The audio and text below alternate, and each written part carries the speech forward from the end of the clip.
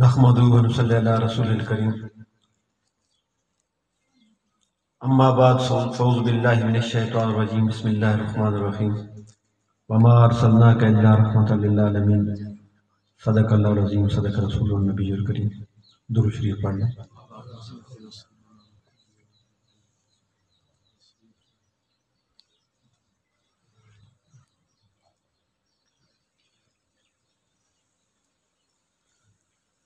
بس بھائی دوستو بزرگوں اور معزز علماء کرام حضرات، میں تو خود حضرت مفتی صاحب کا بیان سننے کے لیے آیا، قاری صاحب کو قوم کے اوپر چند گزارشات آپ حضرات کے سامنے پیش کروں گا۔ اللہ رب العزت نے ہمارے اوپر بہت بڑا احسان، بلکہ احسان عظیم فرمایا کہ اللہ رب العزت نے ہمیں اپنی اشرف المخلوقات انسانوں میں سے پیدا فرمایا۔ اس نعمت کے اوپر ہم اللہ رب العزت کا جتنا شکر ادا کریں اتنا کم ہے۔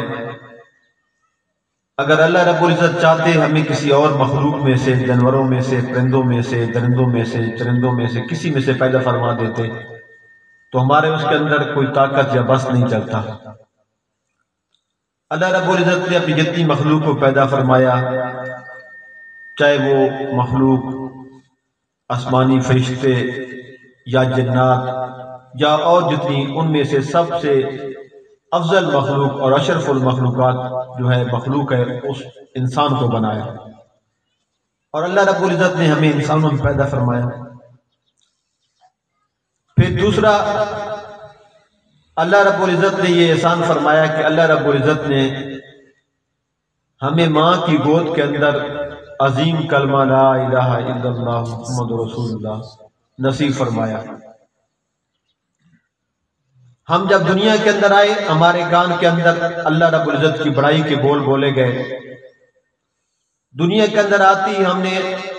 آپ علیہ السلام کی رسالت کو سنا، اللہ رب العزت کی وحدانیت کو سنا، آذان کو، تکبیر کو۔ اس کے اندر بھی اگر آج ہم کسی کافر، مشرک، یہودی، عیسائی کے گھر کے اندر پیدا ہوتے اور ہمارے کانوں یہ آواز نہ پہنچی ہوتی تو شاید آج ہمارا دین پہ چلنا مشکل ہوتا۔ کئی لوگ ایسے ہیں جو کہ اپنی دنیا اور آخرت کو بھی خراب کی ہوئی ہیں اور اپنے آپ کو جہنم کے ایندھن بنائے ہوئے ہیں۔ اس کے اوپر بھی ہم اللہ رب العزت کا جتنا شکر ادا کریں اتنا کم ہے کہ اللہ رب العزت نے ہمیں مسلمانوں کے گھروں کے اندر پیدا فرمایا اور عظیم کلمہ نصیب فرمایا۔ پھر اس سے بڑا احسان یہ فرمایا اللہ رب العزت نے کہ اپنے محبوب پیغمبر محمد مصطفیٰ صلی اللہ علیہ وآلہ وسلم کی امت میں پیدا فرمایا۔ یہ اتنا احسان ہے جس کا ہم شکر ادا نہیں کر سکتے۔ اگر اللہ رب العزت ہمیں اپنے باقی انبیاء کی امتوں میں پیدا فرما دیتے، ہم نے کوئی اللہ سے دعا بھی نہیں مانگی، التجا بھی نہیں کی، اللہ رب العزت نے خصوصی کرم والا معاملہ فرمایا کہ ہمیں اپنے محبوب اور لاڈلے پیغمبر کی امت میں پیدا فرما دیا، جس محبوب پیغمبر کی امت میں ہونے کے لیے اللہ رب العزت کے محبوب ہستیاں انبیاء کرام علیہ السلام دعا کرتے چلے گئے کہ یا اللہ ہمیں اپنے اس محبوب پیغمبر کی امت میں پیدا فرما، کیونکہ اس امت کی فضیلت انہوں نے سنی، اپنی کتابوں میں پڑھی کہ یہ لاڈلی امت آپ علیہ السلام کی نسبت کی وجہ سے اللہ نے اس کو مقام اور مرتبہ عطا فرمایا۔ اس وجہ سے وہ انبیاء علیہ السلام بھی دعا کر رہے ہیں، اور اللہ رب العزت نے حضرت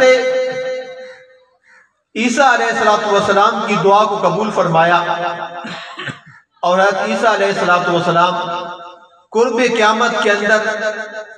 نبی بن کر نہیں بلکہ آپ علیہ السلام کے امتی بن کر دنیا کے اندر تشریف لائیں گے۔ اور آپ علیہ الصلوۃ والسلام کے روضہ اقدس کے ساتھ جہاں حضرت ابو بکر اور حضرت عمر فاروق رضی اللہ تعالیٰ عنہ آرام فرما ہے، وہیں حضرت عیسیٰ علیہ السلام کی قبر اطہر کی جگہ خالی ہے، جہاں عیسیٰ علیہ السلام دفن ہوں گے،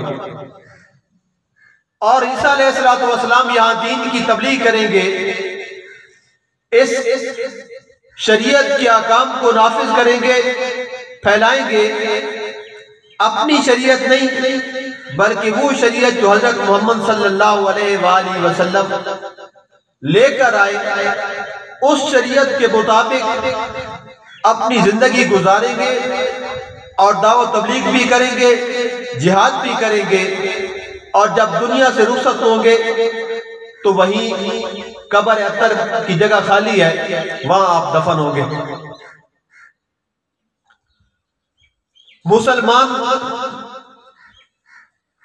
کمزور ہو سکتا ہے اعمال کے اعتبار سے، ایمانی طور پر بھی، لیکن عالم کفر نے یہ بات دیکھی کہ مسلمان کو اپنے محبوب پیغمبر کے ساتھ بڑی محبت ہے، اس نے مسلمانوں کو دین سے ہٹانے کی بڑی بڑی تدبیریں کی، طریقے اختیار کیے۔ روایات کے اندر ملتا ہے اتنا ظلم بھی ہوا کہ ہر درخت کے اوپر ایک عالم کی لاش میت لٹک رہی تھی۔ قرآن مجید فرقان حمید کے نسخے جلائے گئے، دریاؤں کا پانی سیاہ ہو گیا، علماء کرام حفاظ نے اپنی جانیں دی، خون سے پانی کا رنگ تبدیل ہو گیا، اور اس نے یہ سوچا علماء کو ختم کر دیا جائے گا، شہید کر دیا جائے گا، قرآن کے نسخوں کو مٹا دیا جائے گا، مسلمان ختم ہو جائیں گے، کمزور ہو جائیں گے۔ لیکن کیونکہ قرآن مجید فرقان حمید کی ذمہ داری اللہ رب العزت نے خود لی، اور اس نے اپنا ایک وفد بھیجا کہ تحقیق کر کے آؤ مسلمانوں کا کیا حال ہے۔ جب قرآن مجید فرقان حمید کے نسخے بھی جلا دیے گئے، شہید کر دیے گئے، اس وقت ہاتھوں کے ساتھ قرآن مجید لکھا جاتا تھا، اور بڑی مشکل سے نسخہ تیار ہوتا تھا۔ جب وہ وفد آیا، اس نے دیکھا کہ ایک جنگل کے اندر، ایک دیہات کے اندر ایک نابینا حافظ 35-40 بچوں کو قرآن مجید فرقان حمید پڑھا رہا ہے، تو اس لکھنے پر مجبور ہو گیا کہ مسلمانوں کے دلوں سے قرآن نہیں نکالا جا سکتا۔ ایک آدمی آنکھوں سے نابینا، جس کو نظر بھی نہیں آتا، اور وہ قرآن مجید فرقان حمید کی زبر زید شاد بعد ہر ایک چیز کو اپنے دل کے اندر محفوظ کی ہوئی ہے، اور آگے پڑھا بھی رہا ہے۔ انگریز اسی کوشش کے اندر تھا، مسلمانوں کو ختم کیسے کیا جائے گا، مسلمان کیسے پستی کے اندر آئیں گے، ذلت کے اندر آئیں گے، کمزور ہو جائیں گے، دنیا کے اعتبار سے بھی اور آخرت کے اعتبار سے بھی۔ اس کو یہ خبر اور یہ اس کی تحقیق تھی کہ مسلمان محمد عربی صلی اللہ علیہ وآلہ وسلم سے، اپنے محبوب پیغمبر سے اتنی محبت کرتے جس کا کوئی اندازہ نہیں لگا سکتا۔ اپنی جانوں سے، اپنی مال سے، اپنی اولاد سے، بیوی بچوں سے زیادہ کس سے محبت کرتے ہیں؟ اپنے محبوب پیغمبر حضرت محمد صلی اللہ علیہ وآلہ وسلم سے۔ انگریز نے ایک چال چلی، اور اس نے ایک مسلمانوں کے اندر نئے نبی کو وجود عطا کیا، اس کی سرپرستی کی، اس کو جانی اور مالی اعتبار سے قوت عطا کی، اور اس نے آہستہ آہستہ پہلے ولی ہونے کا، پھر مجدد ہونے کا، اور پھر آخر میں نبی ہونے کا دعویٰ کر دیا۔ مقصد انگریز کا یہ تھا کہ مسلمان تقسیم ہو جائیں اور پہلی جو آپ علیہ السلام کی محبت ہے ان کے دل کے اندر، وہ محبت نکل جائے اور سچے نبی کی بجائے جھوٹے نبی کی اتباع کرنا شروع کر دے۔ کچھ سادہ لوگ مسلمان جہاں علماء سے دور تھے، مسجد سے دور تھے، امام مسجد سے دور تھے، ان کے اوپر انہوں نے محنت کی اور محنت کر کے کئیوں کو آپ علیہ السلام جیسے محبوب پیغمبر سے تعلق توڑ کر مرزا غلام احمد قادیانی جھوٹے نبی کے ساتھ انہوں نے اس کا رشتہ جوڑ دیا۔ اور جیسے ہمارے اکابر نے آپ علیہ السلام کے ساتھ محبت کی تاریخ رقم کی تھی، انہوں نے بھی کوشش کی، محنت کی، اگرچہ جھوٹے نبی کے ماننے والے تھے کہ ہم بھی اپنے اس جھوٹے نبی کے ساتھ محبت کریں، وفاداریاں کریں، لیکن کیونکہ ہم سچے نبی کے سچے امتی ہیں اور آپ علیہ السلام کے ساتھ میں نے پہلے بھی عرض کیا کہ مسلمان گناہگار ہو سکتا ہے، اعمال کے اندر کمزور ہو سکتا ہے، لیکن نبی اکرم صلی اللہ علیہ وآلہ وسلم کے ساتھ جو اس کی محبت ہے اور آپ علیہ السلام کے ساتھ جو اس کا عشق اور عقیدت ہے، وہ اس وجہ سے ہے کہ مسلمان اپنا آخری سہارا آپ علیہ السلام کی ذات کو سمجھتا ہے کہ قیامت والے دن حضرت محمد صلی اللہ علیہ وآلہ وسلم میری سفارش کریں گے اور میں اپنے اعمال کی وجہ سے نہیں بلکہ آپ علیہ السلام کی سفارش کی وجہ سے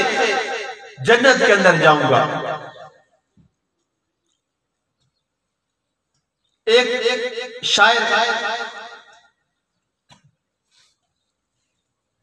مجلس کے اندر شراب بھی پی ہوئی ہے اور اس سے سوال و جواب ہو رہے ہیں، کوئی پوچھتا ہے علامہ اقبال کے بارے میں تو وہ کہتا ہے اگر ہوتا تو آج میرا نوکر ہوتا، آج میری جوتی سیدھی کرتا۔ کوئی کسی بڑے کے بارے میں، ایک وہاں مرزائی بھی تھا، اس نے کہا کہ موقع غنیمت ہے، شراب کا نشہ بھی ہے، جذبات کے اندر بھی ہے۔ اس نے کہہ دیا اگر آج محمد عربی ہوتے، جیسے ہی کہا اس کا رنگ غصے سے پیلا ہو گیا اور کہا میں سب کچھ فاسق فاجر اور گناہگار ہو سکتا ہوں، ظالم محمد عربی صلی اللہ علیہ وآلہ وسلم تمہارا آخری سہارا ہے، تو مجھ سے میرا آخری سہارا بھی چھیننا چاہتا۔ ایک مرزائی کے پاس مسلمان کڑھاری تیز کرانے کے لیے گیا، اب وہ کڑھاری بھی تیز کر رہا ہے، ساتھ ساتھ مرزا غلام احمد قادیانی کی تعریفیں کر رہا ہے، فضیلتیں بیان کر رہا ہے کہ اتنا نبی ہے،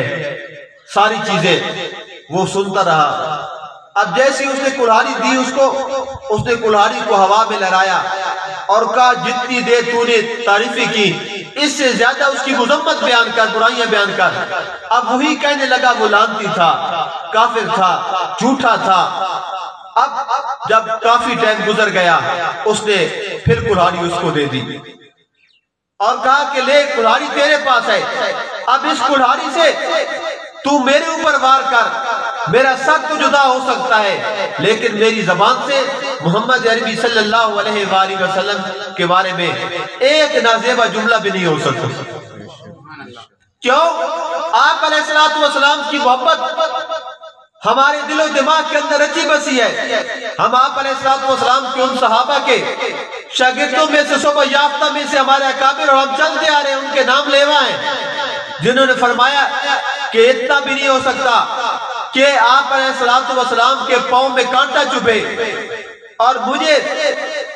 اس پھانسی کے پھندے سے رہائی مل جائے،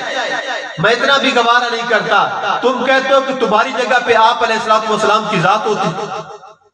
ہم ان کے نام لیوائیں۔ میرے دوستو، ہم سچے نبی سے سچی محبت کرنے والے ہیں، لیکن آج افسوس کے ساتھ کہنا پڑتا ہے ہم مسلمانوں کا تعلق آپ علیہ الصلوۃ والسلام کی ذات سے کمزور پڑتا جا رہا ہے۔ اللہ کے گھر سے ہمارا تعلق کمزور ہوتا جا رہا ہے، قرآن مجید فرقان حمید سے ہمارا تعلق کم پڑتا جا رہا ہے۔ ہم زبان سے دعویٰ بھی کر رہے ہیں آپ علیہ الصلوۃ والسلام سے محبت کا، عقیدت کا، لیکن ہر عمل آپ علیہ الصلوۃ والسلام سے مخالف کر رہے ہیں، آپ علیہ الصلوۃ والسلام کو تکلیف دے رہے ہیں۔ ہمارے اکابر نے تو حضرت غوث ہزاروی رحمۃ اللہ علیہ کا اکلوتا بیٹا، اور ادھر مزاحی مناظر چیلنج کر رہا ہے۔ حضرت غوث ہزاروی اپنے بیٹے کا جنازہ چھوڑ کے نبی پاک صلی اللہ علیہ وسلم کی ناموس کے لیے جا رہے ہیں۔ ابھی اسٹیشن پہ ابھی گھر سے نکلے تو بیوی نے کہا بیٹا تڑپ رہا ہے۔ حضرت غوث ہزاروی فرماتے ہیں میں بیٹے کو تڑپتا برداشت کر سکتا ہوں، لیکن پیغمبر کو روز عطر کے اندر تڑپتا ہوا برداشت نہیں کر سکتا۔ اور نکل پڑے، ابھی اڈے پہ پہنچے، خبر آئی حضرت آپ کا اکلوتا بیٹا زین العابدین انتقال کر گیا ہے۔ یہ بات زبان سے کہنی آسان ہے، میں زبان سے کہہ رہا ہوں اور آپ کانوں سے سن رہے ہیں، لیکن اگر اس کے اوپر غور کریں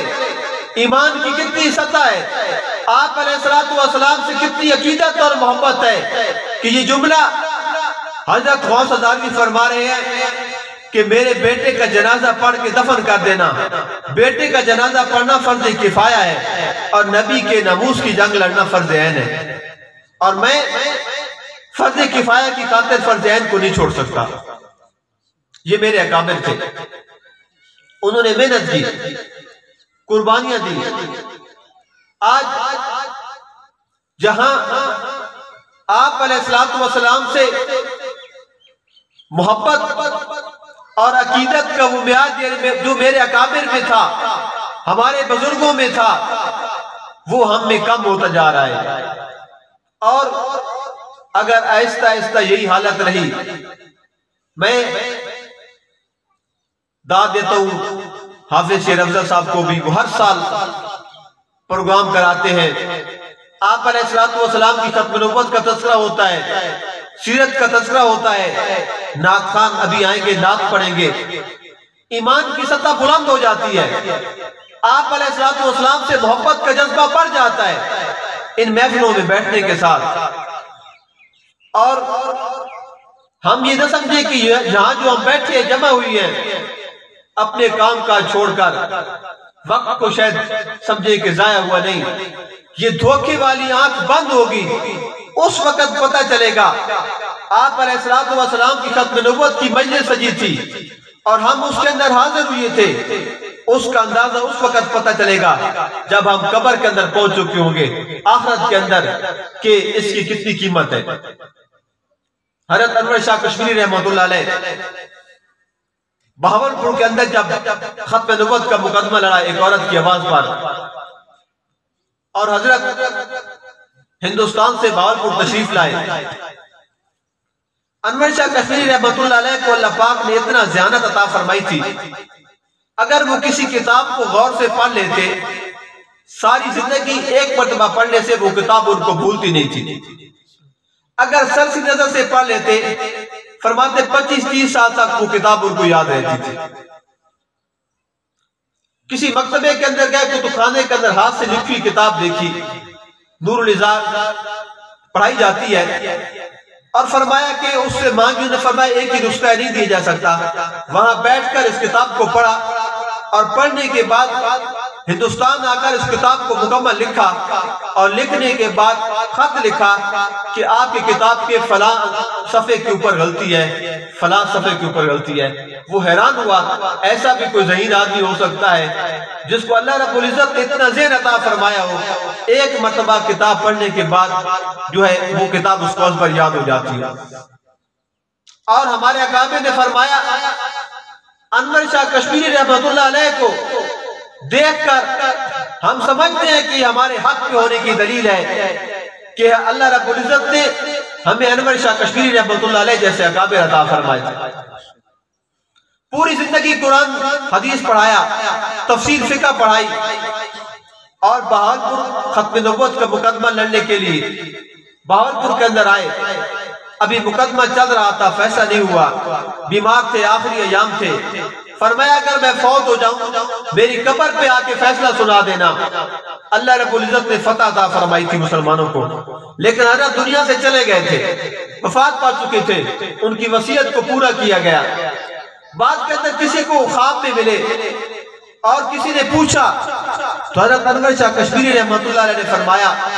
کہ اللہ رب العزت کے دین کی بڑی خدمت کی، قرآن بھی پڑھایا،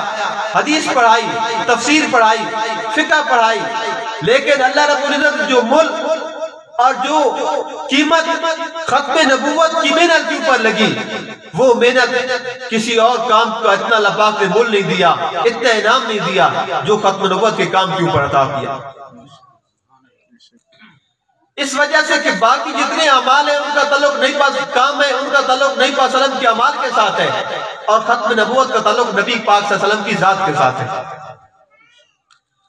جب لاہور کے اندر مسلمانوں نے